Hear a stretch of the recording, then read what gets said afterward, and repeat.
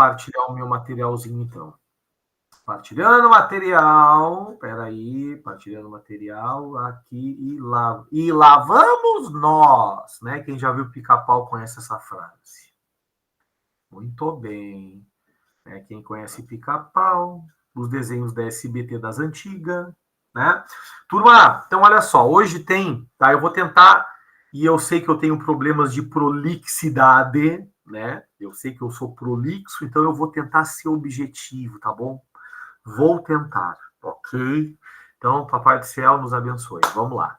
Turma, primeira coisa que eu quero trazer para a aula de hoje é fenomenologia, tá bom?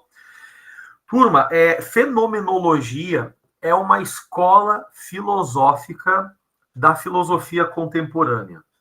Então, nós já estamos dentro da filosofia contemporânea e uma das escolas extremamente importantes e que hoje em dia a psicologia usa bastante é a fenomenologia. Então, dentro da psicologia, para quem faz terapia, existem várias linhas de aconselhamento, existem várias linhas de direcionamento. Então, a gente tem a psicanálise, a gente tem aquela teoria cognitivo-comportamental, e uma das teorias que alguns psicólogos usam é a fenomenologia.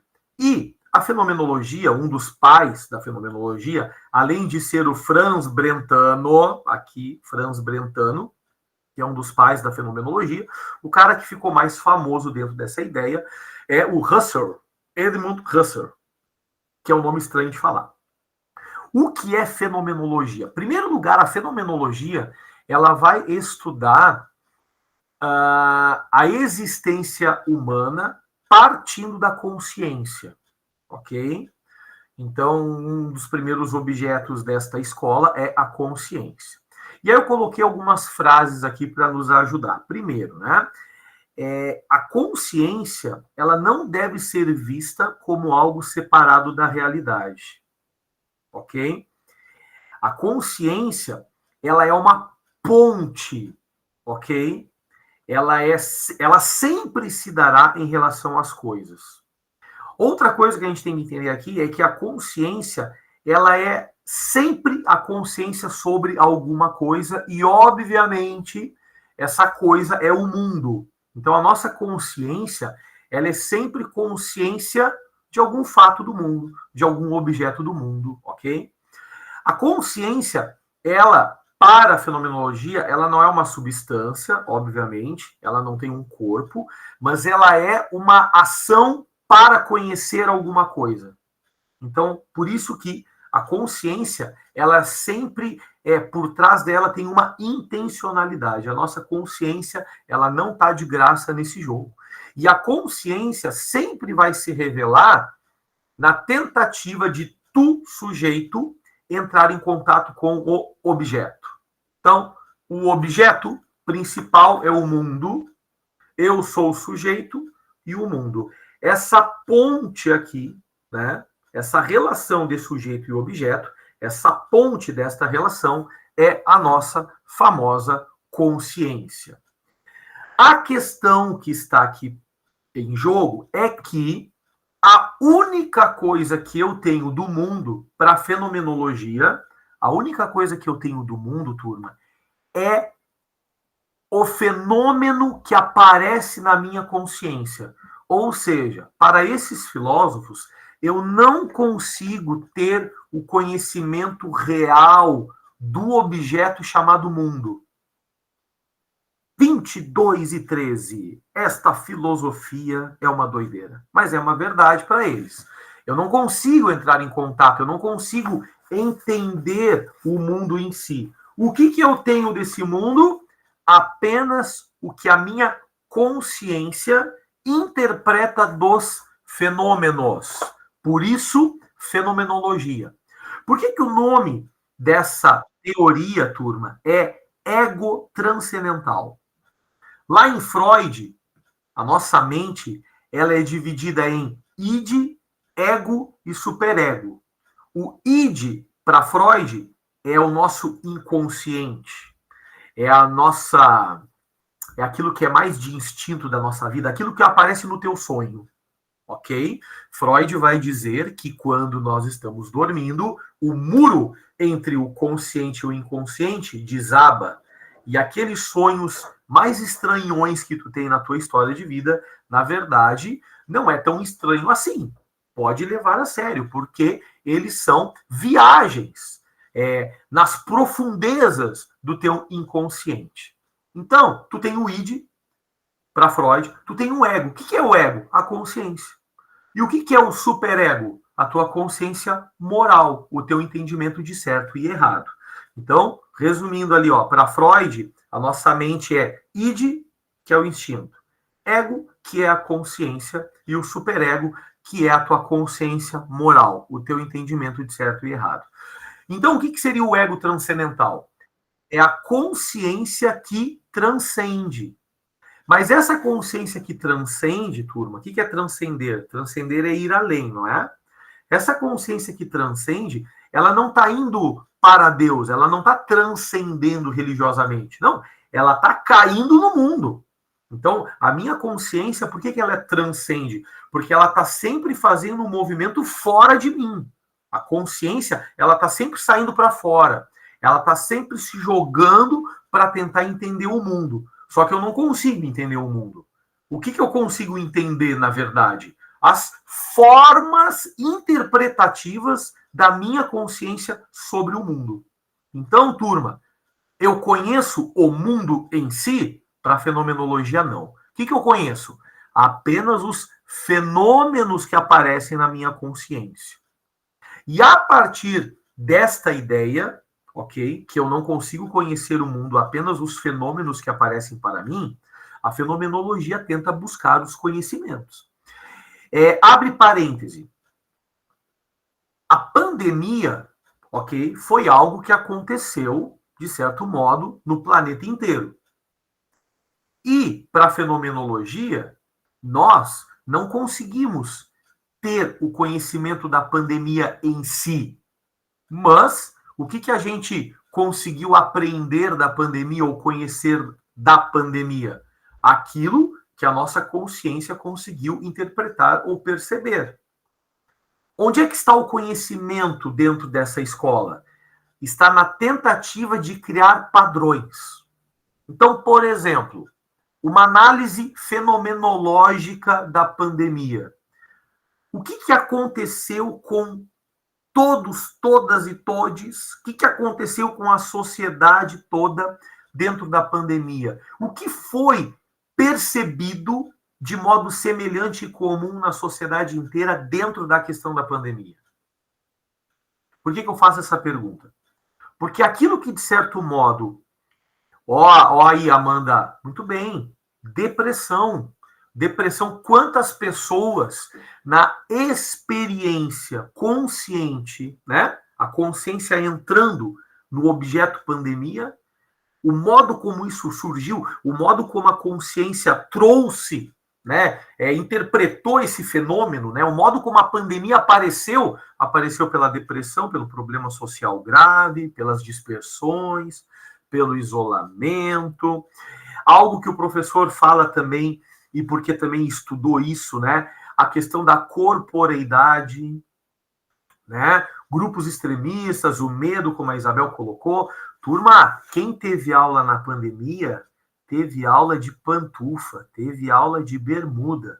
O professor Mauro botava a camiseta do colégio por baixo aqui, aqueles calção de banho com chinelo. Nunca que eu iria assim para o colégio, por exemplo, né? E, obviamente, por que não, professor? Na verdade, nada contra. Mas é que quando a gente está no mundo presencial, as etiquetas aumentam. Os códigos comportamentais aumentam. Então, ó, Amanda, olha só. E ela não tem nem vergonha de dizer isso. Né? É isso, Amanda. As pessoas não têm nem vergonha de dizer, mas é uma realidade. É uma realidade. E eu não duvido. Bom, é que o professor tinha que aparecer, né? Será que teve professor dando aula deitado, dizendo que a câmera não funcionava? Já pensou que sacanagem? Pessoal, olha aqui, gente, minha câmera não funciona, né, deu problema. Aí a pessoa dando aula deitado, que sacanagem. Então, algo que eu notei dentro da fenomenologia na pandemia é que a gente relaxou no bom sentido, tá? A gente descansou numa questão da corporeidade. A gente não se preocupou com os corpos. Nunca um professor dando aula online disse para o aluno: bonito, vira para frente, vamos lá, perna para baixo da mesa. Que é isso? Perna para baixo da mesa te vira para frente? Por acaso algum aluno escutou isso dentro da pandemia? Então a pandemia, ela mexeu com os nossos corpos. Óbvio que a pandemia não foi uma coisa legal, mas ela trouxe, de certo modo, pelas aulas online, uma liberdade de comportamento, entenderam? Ao mesmo tempo, outras demandas começaram a surgir, que é da ansiedade extrema, da depressão. Tem pessoas que até hoje estão nas escolas de máscaras. Eu tenho, hoje, eu tenho um aluno que ainda usa máscara e troca de máscara. Assim, ele vai para o recreio, ele sai do recreio, aí quando ele chega, enfim, né, do recreio, ele bota outra máscara. Então, são alunos que usam máscara e eu sei que aquela máscara dele não é mais porque ele tem medo de pegar Covid. A máscara que ele usa hoje tem um outro sentido, né? O sentido de se esconder muito tempo em casa, né? Fala, Bianca. Não, é que eu ia perguntar para ti. Eu coloquei ali no chat que os grupos acabaram por ficar mais extremistas, né? E eu não sei se isso é uma percepção individual minha ou se a pandemia ela não deixou os grupos mais extremistas, mas eles já eram muito extremistas, só que diante da pandemia ficou-se mais visível o extremismo deles, saca? Que, por exemplo, durante a pandemia eu lembro que lá na Itália teve um movimento fascista que os caras estavam saindo com flare e com o flare, né, os sinalizadores vermelhos, fazendo passeatas, tudo com um símbolo nazista, tá ligado? E eu não sei se isso foi realmente uma intensificação, a pandemia foi uma intensificação desse grupo, ou também com a questão do governo anterior, né, com a questão das 600 mil mortes a respeito da Covid, e a negligência estatal por parte disso. Eu não sei se tudo isso culminou para todos esses movimentos culminaram para um aumento do extremismo, ou se ele já existia e a gente não via direito isso, ou se foi uma combinação dos dois. Ok. Algo que tu falou ali, Bianca, é a percepção individual, né? O que a fenomenologia ela tenta fazer? Ela tenta praticar algo que os gregos chamam de epoché, ou epoché, ok? É E-P-O-C-H-E com circunflexo. O que significa epoché? É suspender o juízo. Aqui, a fenomenologia diz voltar para as coisas mesmas. Por que eu estou falando isso e por que eu peguei a fala que tu falou ali da percepção individual? Porque a fenomenologia ela está tentando fugir das nossas percepções individuais para tentar se agarrar nas percepções que ela percebe que a grande maioria sentiu, entendeu? Então, como tu falou assim, eu não sei se é uma percepção individual ou se realmente todo mundo se deu conta disso. A fenomenologia, ela quer estudar o que todo mundo se deu conta. Por quê? Porque ela entende que é mais verídico eu estudar a semelhança dessa percepção, ou seja, como cada um interpretou isso, e aí eu não quero estudar como cada um interpretou isso de modo individual. Eu quero estudar como é que o coletivo, de modo geral, interpretou isso para poder tirar daqui alguma verdade, tentar tirar algum conhecimento válido. Então a fenomenologia ela trabalha com isso, né? Estudar o objeto. O objeto não tem como, porque eles não conseguem enxergar. Chegar, mas estudar o fenômeno que a grande maioria conseguiu perceber e interpretar daquele objeto. Isso é a fenomenologia. Aí a Vivian também colocou pessoas usando máscara para não passar gripe, claro, o medo também, né, nesse sentido de passar para o outro. Então é uma questão de coletividade também, né? Tem gente que não deu bola nenhuma, né, mas tem gente que ficou preocupada com o outro. Perfeito, né? Então tem gente que não deu bola para a máscara, mas tem gente que ficou muito preocupada. A conscientização após pandemia mostra que o trauma do vírus é real, a conscientização, Vivian, e também o trauma de algumas pessoas, porque tem pessoas que saíram desse processo também traumatizados. Gente, dentro da fenomenologia, tá? Basicamente, essas são as grandes ideias, tá? Importante que tu entenda, né, que dentro do estudo da fenomenologia não tem nada oculto por trás das aparências. Eles acreditam de verdade que a única coisa que eu consigo captar do objeto é a sua aparência e não o objeto. Então não tem nada escondido por trás. Não, eles não acreditam nisso. Eles acreditam que, cara, eu consigo, o que eu consigo ver do objeto é o máximo.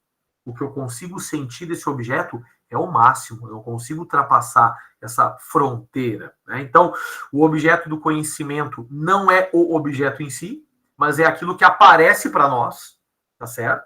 Voltar para as coisas mesmas, que é uma frase de Russell, significa voltar para o fenômeno, não para o objeto, porque eu não tenho como pegar ele, tá?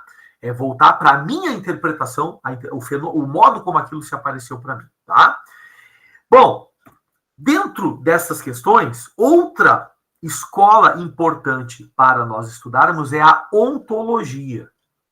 Ontologia, quando a gente fala de ontologia, significa o estudo do ser, o estudo da existência do ser humano. Como é que essa existência se faz real e se concretiza. Então, Heidegger, ele é um pouco contra o Russell. Por quê? Porque para o Russell, o grande estudo e o objeto é a consciência e o modo como a consciência interpreta o mundo. E aí vem comigo agora, tá? Eu sei que tu tá cansado, mas para Heidegger, ficar estudando a consciência, ficar estudando como eu interpreto o mundo é muito especulativo. Heidegger, ele não está preocupado com essa teoria especulativa. Heidegger, ele não está preocupado como eu interpreto o mundo. Heidegger, ele está preocupado como é que eu vou viver no mundo.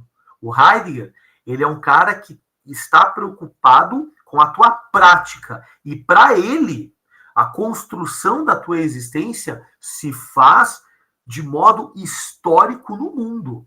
Então, Heidegger, ele vai pesquisar a tua vida não partindo de uma consciência, olhando o mundo, especulando o mundo. Heidegger, ele vai estudar a existência de modo mais prático possível. E é por isso que o professor colocou ali, ó, né, em preto ali, ó. Para Heidegger, nós somos seres históricos.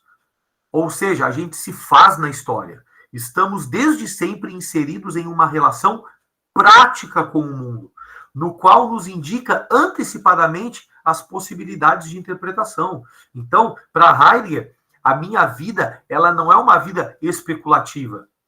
Não adianta eu ficar aqui, ó, pensando, né? Eu tenho que viver de modo prático, de modo pragmático também, de modo objetivo. Eu pensei, eu vou lá e faço, eu não fico viajando na maionese. Sabe aquelas frases antigas, eu caso ou compro um patinete? Te decide, ou tu compra um patinete ou te casa. Acabou. Então, o Heidegger, ele é extremamente prático. Tá? Então, nós somos seres históricos, ele não está preocupado com consciência, tá? Essa coisa muito transcendental, e ele vai nos dizer, em outras palavras, que a tua vida ela é um projeto prático, as tuas atitudes que configuram a tua vida. Então, a palavra principal da filosofia de Heidegger é algo que a gente chama de design. Eu não sei falar direito essa palavra, tá bom, gente? É design, que significa o ser estar aí. O que é ser estar aí? É prático, é tu estar no mundo. Então, a nossa existência, ela é concreta, não porque eu fico pensando nela, mas porque eu existo de modo prático. Atitude, haja, coloque em prática a tua existência. Então, a existência humana está, claro, que aí vamos lá, né? Ela está determinada pelo contexto, ok? Mas não significa que a gente não tenha possibilidade de escolha. Nós a nossa vida, ela é projeto. E aí eu tenho uma provocação aqui, heideggeriana, para fazer para ti. Eu estou me percebendo aqui no vídeo que eu não consigo olhar para ti direito, porque a minha câmera está lá nas alturas, tá? Mas o professor está olhando para vocês aqui nas Pokébola, tá bom, gente? É o Pokémon, só tem Pokébola aqui na minha frente. Mas, uma provocação, tá, em Heidegger, tá bom? A provocação é o seguinte, que a maioria das pessoas não vai conseguir ter uma vida autêntica. Então, Heidegger, ele vai trabalhar, né, com a nossa vida no sentido de que a gente demora muito para se encontrar, a gente demora muito para entender de modo consciente que a gente está no mundo. Tu já parou para pensar quando é que tu teve esse clique na cabeça? Quando é que tu te deu conta assim, ó, estou no mundo, sou uma pessoa consciente, preciso construir um sentido para viver? Quando é que isso aconteceu? Já aconteceu?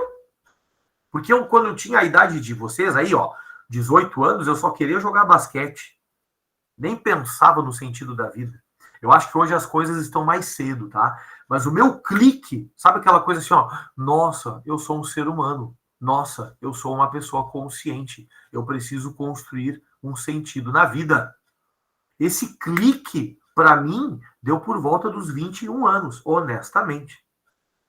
Então, tu já teve esse clique? Tu não teve? Então, o Heidegger, ele vai dizer que vai chegar uma hora da tua vida que tu vai ficar meio estabanado e perplexo com essa ideia. Ela é um susto, na verdade. Sabe quando? É como se tu saísse da Matrix. Quem já viu Matrix aí, sabe? A gente vai vivendo muito, muito assim, sabe? Deixa a vida me levar, a vida leva eu. Aí até que chega um determinado momento que tu é resgatado da Matrix e aí tu pensa, nossa, eu tô nesse mundo, eu preciso viver bem, eu não nasci para dar errado, eu preciso dar certo, eu preciso montar um projeto de vida. Ok? E dentro da visão pessimista de Heidegger, ele vai dizer que a maioria das pessoas, infelizmente, vão viver uma vida inautêntica e não autêntica. O que é um problema, né, turma? Né? Tu nasceu para ter uma vida autêntica ou para ter uma vida inautêntica? É uma provocação. Parecida com aquela provocação do eterno retorno, né? Pô, né? Eu quero eternamente retornar desde que minha vida seja massa, desde que minha vida seja legal. Se a minha vida for um troço horroroso, eu não quero ficar retornando toda hora. Então, o design que está aqui significa isso. A tua vida ela é prática. A tua vida ela se faz de modo concreto. Ela se faz na história. É no mundo que tu vive. Tá certo, gente? Desculpa ser repetitivo, mas tu precisa, de certo modo, gravar aí, ó, que quando tu for pensar em existencialismo para Heidegger, tu és um ser histórico que se faz na história e é por ela que tu fica criando os teus projetos e os teus sentidos de vida. Tá bom, gente? Quem é que tá acordado? Vamos lá, quem é que tá acordado aí? Levanta a mão. Faz sinal aí, gente. 10:30 da noite. Mas só as guerreiras e os guerreiros. Eba, não tem herdeiro nem herdeira. Só todo mundo Professor, guerreiro e guerreira. Fala, Bianca. queria tirar uma dúvida, Ah, já que tu falou sobre o design. Ele me lembrou muito a palavra design, né? E tipo, pelas características que tu citou, ah. tirando do âmbito humano, tirando do cenário humano, parece muito que é a mesma ideia do design. O design ele propõe-se a ser prático, ele propõe-se a solucionar, a ver em prática e funcionar o negócio. Então, eu não sei, tipo, na hora que tu falou design, eu lembrei diretamente do design, de construção, de ser prático, de ser entender como é que funcionam as coisas para ser o mais assertivo possível. Interessantíssimo. Claro que assim, ó, que não é a mesma escrita, né? Não é a mesma escrita, mas é uma boa relação. Então, o que é o design? É a tua vida prática, é a tua vida de atitude, né? O que seria uma vida pragmática aqui, né? A vida pragmática é aquela pessoa que não fica filosofando muito. Se apareceu aqui, ó, no teu córtex frontal que tu deves fazer isso, tu vai fazer. né? Se a tua consciência moral te disse que isso é certo, para que pensar? Para que seguir pensando? Se a tua consciência já falou que isso é certo para ti, tu vai botar em prática. Então, tem pessoas que falam demais e tem pessoas que agem demais. E o que é o design? É uma pessoa que tem atitude, é uma pessoa que age. E esse design, né, que é o com NG no final, né, eu acho que é uma relação boa, porque o design é aquilo que tu vê, né, aquilo que tu percebe. Então, quando a gente compra um objeto, quando a gente compra uma roupa, porque a palavra design,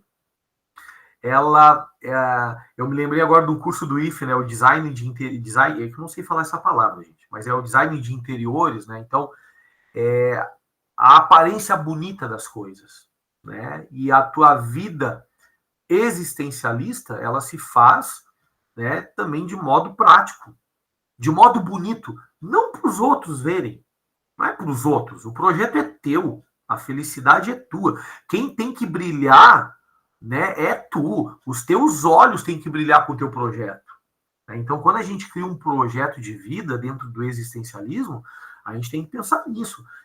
Esse projeto é para mim a felicidade, né? Então, e é uma pena eu ter que criar um plano step para minha vida. E esse grupo de filósofos, turma, ele é extremamente pessimista porque eles são filósofos da Segunda Guerra. Então, eles, assim, ó, o Heidegger, ele é um alemão. Inclusive, o Heidegger tem gente que não gosta dele. Por que não gosta? Porque ele sim se filiou a um partido nazista, a um partido, não, a o partido nazista. Segundo a biografia de Heidegger, quando ele se deu conta da cagada que ele fez, quando Heidegger se filiou ao partido, ele era alemão, se filiou ao partido nazista. Quando ele se deu conta da cagada que ele fez, ele vai fugir do partido. Só que ele não vai ficar ali. Óbvio, porque se ele ficar ali, ele vai morrer. Então ele vai morar no campo, na zona rural, e a única coisa que ele vai ler até o final da vida dele são os filósofos pré-socráticos. Olha que loucura. Ele sai correndo e o que ele vai ler? Ele vai ler pré-socrático, ele não quer mais saber de moral, de Sócrates. Ele é um cara nietzschiano nesse sentido, né? Porque Nietzsche, a vida boa era antes de Sócrates. O que Heidegger vai fazer? Né? Heidegger ele sai correndo, vai viver no campo para não morrer pelo nazismo, porque ele abandona o partido quando ele se dá conta da loucura que era. Né? E aí, claro, né? Tem gente que não gosta dele mesmo. Se tu procurar na internet, tem gente que vai assim, ó, que ele era um nazista de carteirinha. Tem gente que vai dizer que ele era um nazista arrependido, enfim, tá? Mas a visão dele é uma visão que te provoca no sentido de que para esse grupo de pessoas, a maioria das pessoas não vão dar certo na vida. E aí? Tu é uma delas? Em que parte da estatística tu vive? Fala, Bianca. Pode falar. Ah, é que agora já que tu falou sobre esse regime, né? Eu lembrei eu não lembro, eu sei que é alguma coisa, alguma parte da filosofia, só que eu não lembro qual, que intitula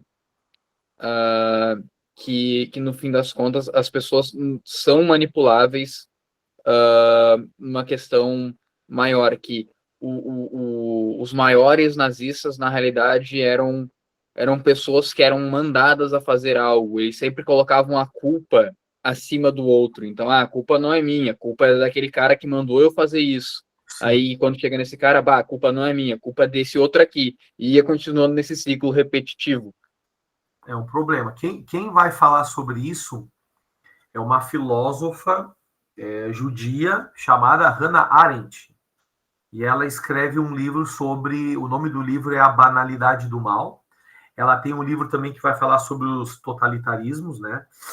E ela vai no julgamento do Eichmann, né, em Israel, e ele vai ser enforcado. Né? Então ele vai ser enforcado e ela vai no julgamento. E quando ela vai no julgamento, ela fica, né, perplexa com justamente o que a Bianca está trazendo, né? Tipo, a maldade, né, do nazismo, enfim, ela foi tão estruturada racionalmente que, de certo modo, anestesiou a consciência dos próprios executores do nazismo. Vou falar isso de novo. Vou ver se eu consigo falar essa frase que eu falei. Tá? A maldade foi tão grande, ok? E ela se estruturou de modo tão racional que os próprios executores do nazismo tiveram as suas mentes anestesiadas. Será mesmo, professor? Olha, a Hannah Arendt ela foi criticada por ela dizer isso.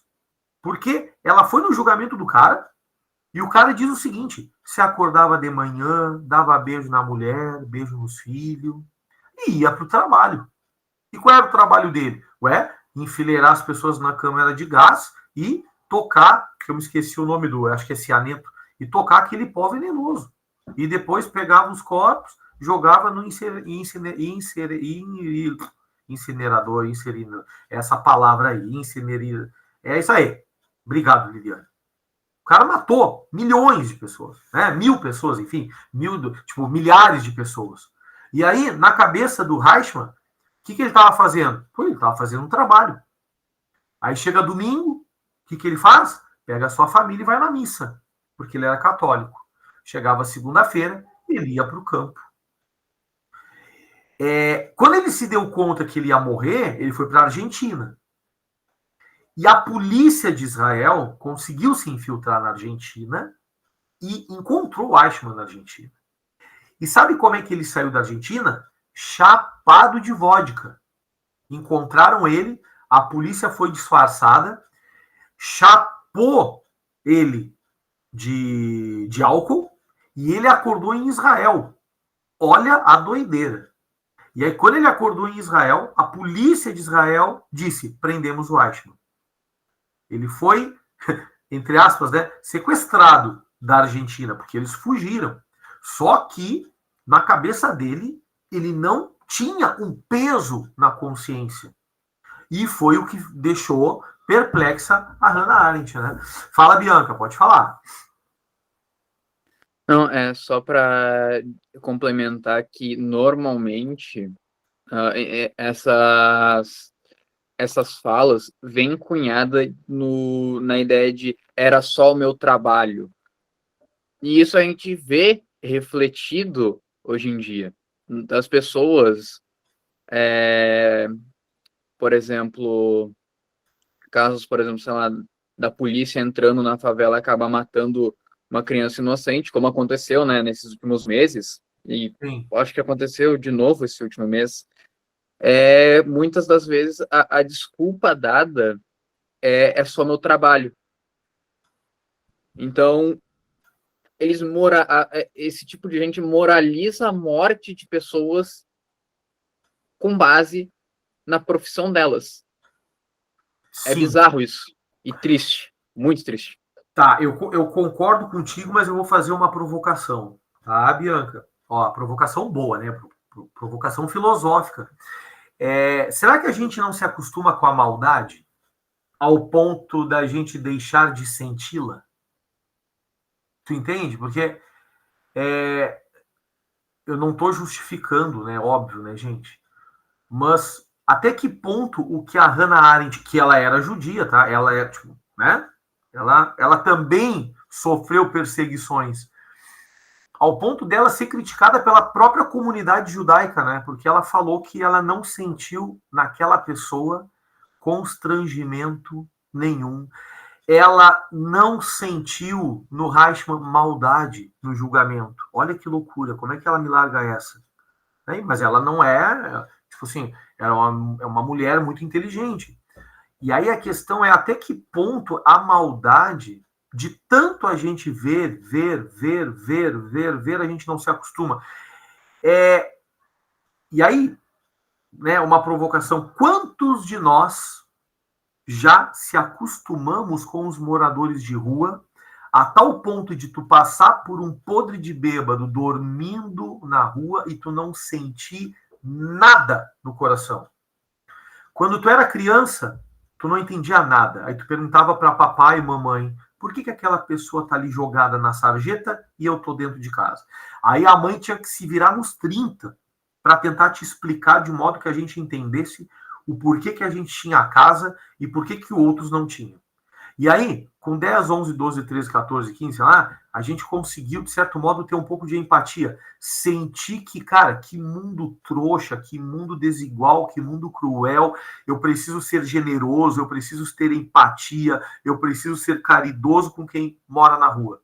Mas quantos de nós hoje, ao passar por um indigente morador, não sente nada porque nós se acostumamos com essa visão, a gente se acostumou com essa desigualdade social ao ponto do nosso coração ser uma pedra. Então a maldade, ela infelizmente, ela pode fazer sim com que a gente se acostume de certo modo, sabe? E se acostumar entre aspas no sentido de que a gente não pode.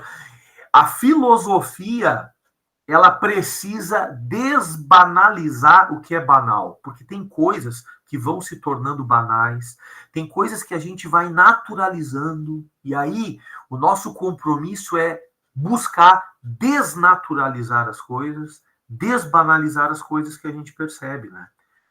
Enfim, gente, nossa, vamos lá. Vou tocar o barco, ok? Vou tocar o barco porque eu tenho 15 minutos aqui. Tem a questão de que bater em crianças e educar. Peraí. Tem a questão de que bater em criança e educar em adultos é crime. Tô tentando entender, Bianca. Bianca nada, perdão. Amanda. Também se acostumar e fazer mal.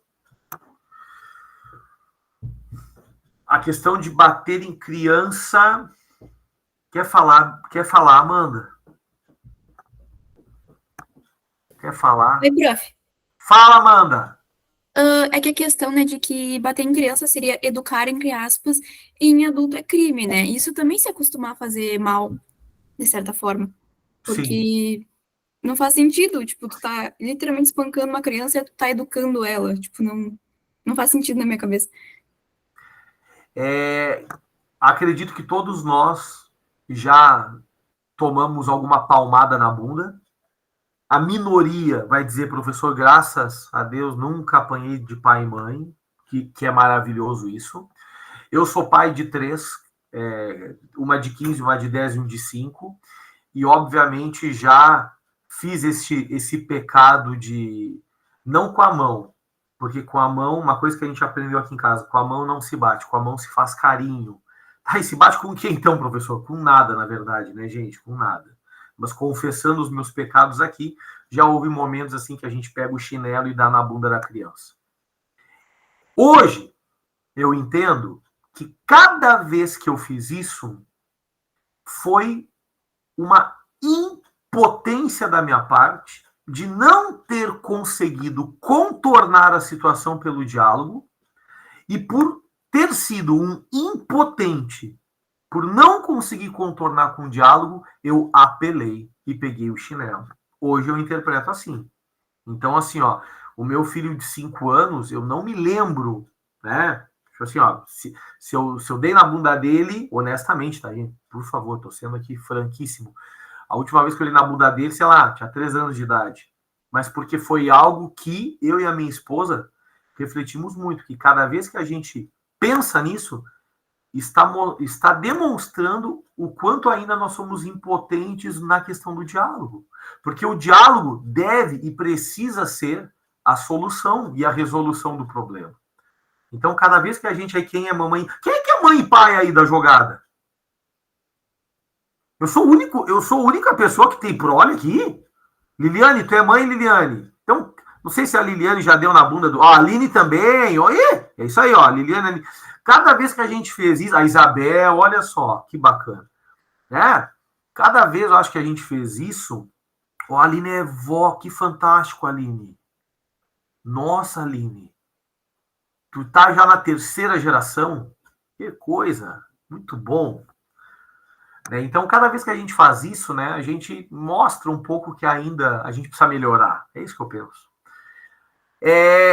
25 anos, às vezes eu tenho vontade... eu entendo, Liliane. Eu entendo, né? Mas, bom, eu tenho certeza que tu tens aí um poder de fala que teu filhote aí de 25 vai dizer assim, pô, mãe, eu preferia uma palmada na bunda do que ficar ouvindo isso que tu tá falando. Porque às vezes a gente consegue, assim, ó, alfinetar com a palavra muito mais do que uma palmada, né? Tá bom, gente. Sartre. Cara, o Sartre, faltando 10 minutos para as 11, ele é o principal cara do existencialismo, tá bom? Ele é a figura principal do existencialismo. Algumas palavras importantes aqui. Primeiro, ele é um intelectual público. Por que isso é importante? Porque a maioria dos filósofos da tua história são filósofos solitários, filósofos que são especuladores, aquele filósofo que fica ali refletindo e pensando. Começa a aparecer na nossa história um grupo de filósofos que são filósofos políticos públicos. Antônio Gramsci, Foucault, Sartre, Simone de Beauvoir, filósofos, pensadoras e pensadores que Pierre Bourdieu, que começam a militar, entrar dentro dos grupos políticos. E é nesse momento que a filosofia começa também a se transformar numa filosofia mais politizada, que faz parte das militâncias, procurando participar dos movimentos sociais. Então, os movimentos sociais melhoram nesse sentido, porque começam a ficar inflados de ideias, de ideologias que vão defender as classes dominadas, em detrimento da classe dominante. Né? Coisas importantes para Sartre, tá? Sartre, ele é o cara da liberdade. Uma das principais frases dele é que nós somos condenados à liberdade. Por que nós somos condenados à liberdade? E aí, o professor colocou aqui duas palavrinhas em vermelho dessa escrita. Primeiro, a consciência, né? Para ele, a consciência, ela é um nada. Por que ele diz que a consciência é um nada?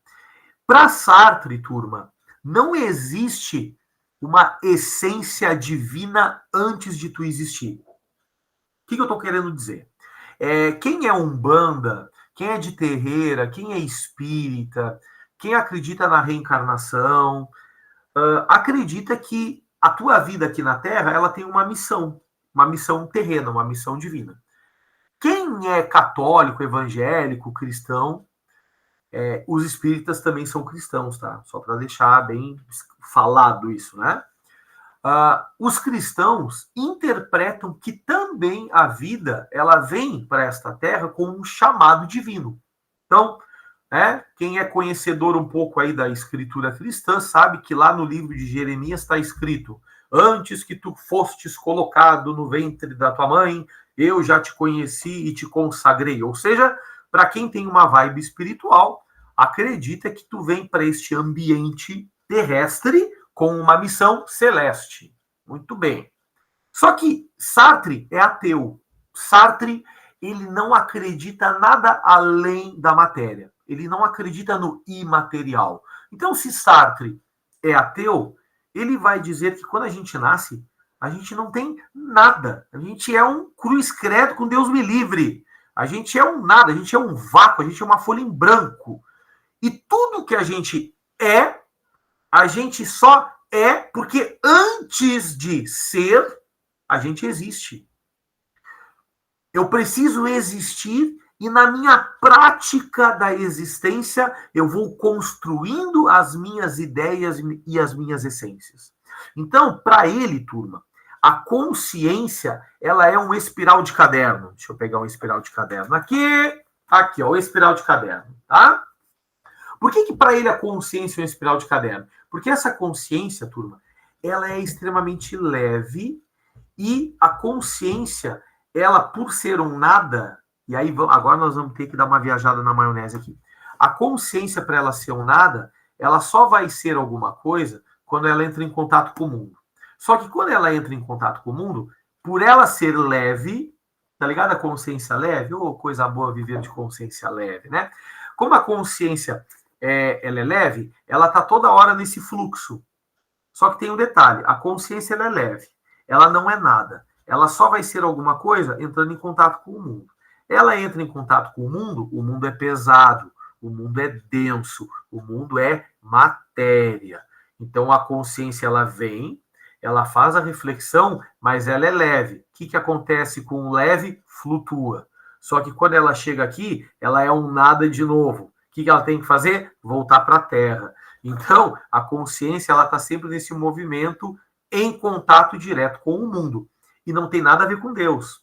Então, para Sartre, essa consciência ela é livre por natureza. E é por isso que ele vai ter aquela frase célebre, ok? Que nós somos condenados a sermos livres. Cadê a frasezinha aqui? Vamos ver se aparece aqui. Ó. O homem está condenado a ser livre. É paradoxal de propósito. Por quê? Bom, porque se o homem é condenado a ser livre, só existe uma coisa que ele não vai conseguir ser livre: o ato de não querer ser livre. Vamos falar de novo aqui, quase 11 horas da noite. Quando tu acha que tu não é livre, o ato de não querer ser livre já é uma escolha. Então, para Sartre, não tem remédio. Tu é livre. Não tem como tu escolher não ser.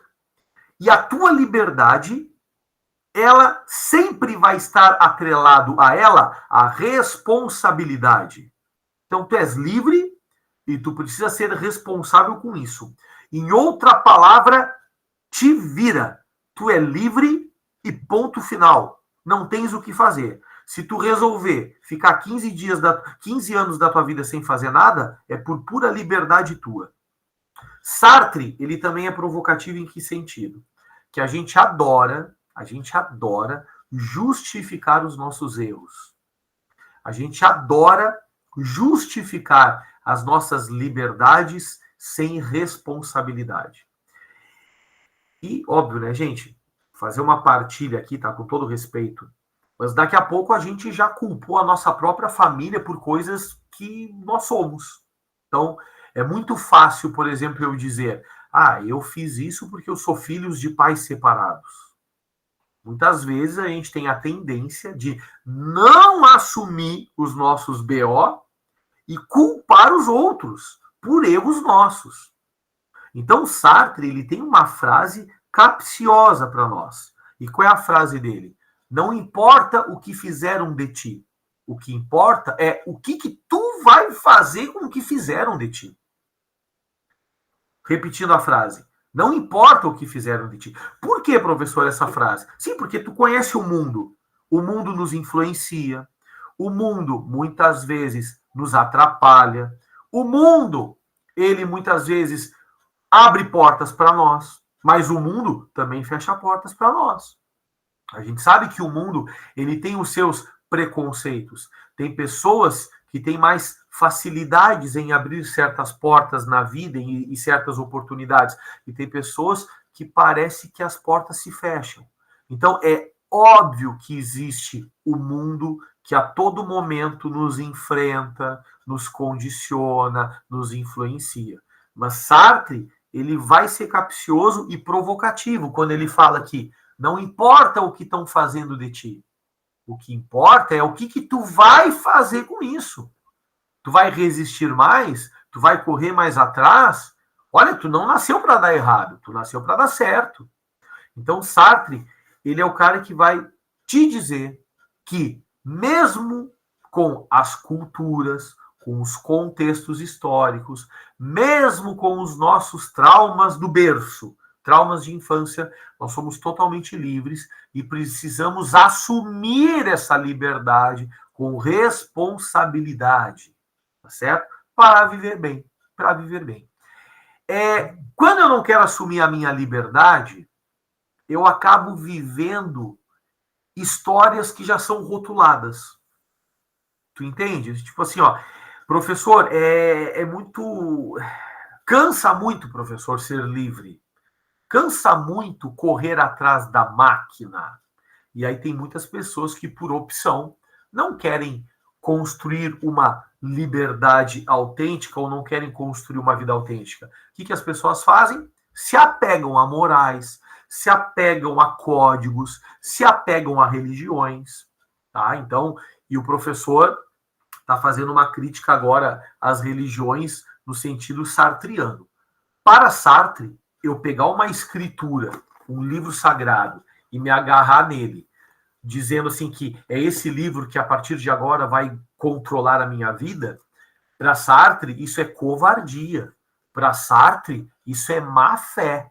Por quê? Porque tu é livre. Tu não tem que estar com medo da tua liberdade, vivendo outros códigos, outros projetos. Seja original, seja autêntico e construa a tua própria história. Então, isso é a mensagem do existencialismo. Turma, 11 horas. E aí, quem é que está vivo? Alguém dormiu na frente do computador? Turma, 11 horas. Tá? Olha só, próxima aula, eu preciso falar da Escola de Frankfurt. Não é nem preciso, eu quero falar da Escola de Frankfurt e quero falar de pós-modernidade, porque eu acho que a pós-modernidade é um belo assunto para Enem.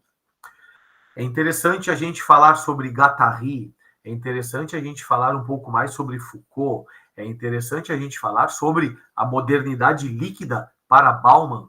Então, a gente na próxima aula, nós vamos trabalhar a pós-modernidade e a Escola de Frankfurt, e vou tentar me organizar para fazer tipo uma vigília filosófica aí, tá? E se não for uma vigília, é uma tarde ou uma manhã, para que a gente possa, é horrível dizer isso, tá? Honestamente, vencer o conteúdo. Mas ao mesmo tempo eu sei o quanto isso é importante, tá certo, gente? Por que eu faço essa, né? Enfim, porque no Brasil a gente instrumentaliza o conhecimento, né? E, sei lá, o que nós podemos fazer, né, para mudar isso? Né? Enquanto houver Enem, enquanto não houver universidade para todos e todas e todos, a gente vai seguir usando a educação não como uma finalidade, mas como um meio, como um instrumento. Né? Então, filosofia não é um martelo, né? Um instrumento que eu uso para um fim. A filosofia, ela é um estilo de vida. Para quem gosta de literatura, por exemplo, é um estilo de vida. Então, filosofia, ela é muito mais do que uma prova, do que um conteúdo para o Enem. Mas a gente entende que a gente precisa disso sim, que a gente precisa estudar e que a gente precisa ter sucesso no Enem.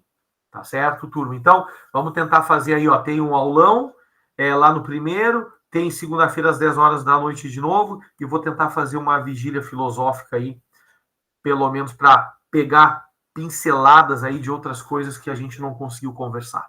E agora, aquele momento tão esperado, a chamada.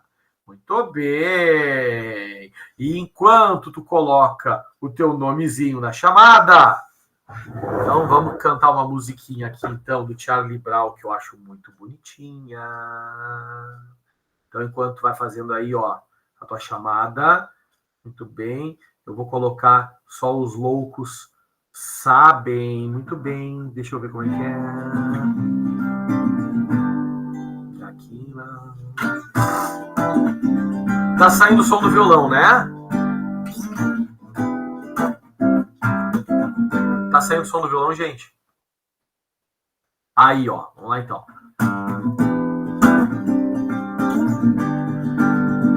Espera um pouquinho. Peraí. Não, peraí. Eu acho que é isso aqui. Pra quem conhece a música, né? É mais ou menos isso. Tá aí. Errei. Agora eu sei exatamente o que fazer. vou recomeçar, poder contar com você, pois eu me lembro de tudo, irmão, eu estava lá também. O homem, quando está em paz, não quer guerra com ninguém. Segurei minhas lágrimas, pois não queria demonstrar a emoção, já que estava ali só para observar e aprender um pouco mais sobre a percepção. Eles dizem que é possível encontrar o amor sem perder a razão, mas para quem tem pensamento forte, o impossível é questão de opinião, e só os loucos sabem. É mais ou menos isso. Só os loucos sabem.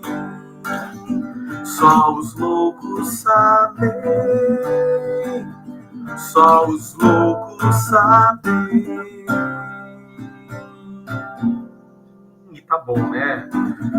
Tá bom, né, gente? Deu de mico. Muito bem. Beijo para todo mundo. Até a próxima. Boa noite, prof. Foi maravilhosa a aula. Muito obrigado. Uma ótima noite, uma ótima semana, Soro. Tu é foda. Amém. Beijo para todo mundo aí. Vocês são foda demais também. 11 horas da noite, todo mundo conectado, ligado. Tá, gente? Brigadão. Só tenho a agradecer. Beijo para todo mundo aí. Boa semana. Tá faltando pouco. Vamos lá. Tá? Coragem, foco e vamos lá. Beijo, gente. Até a próxima. Beijo, beijo. Parar de gravar aqui.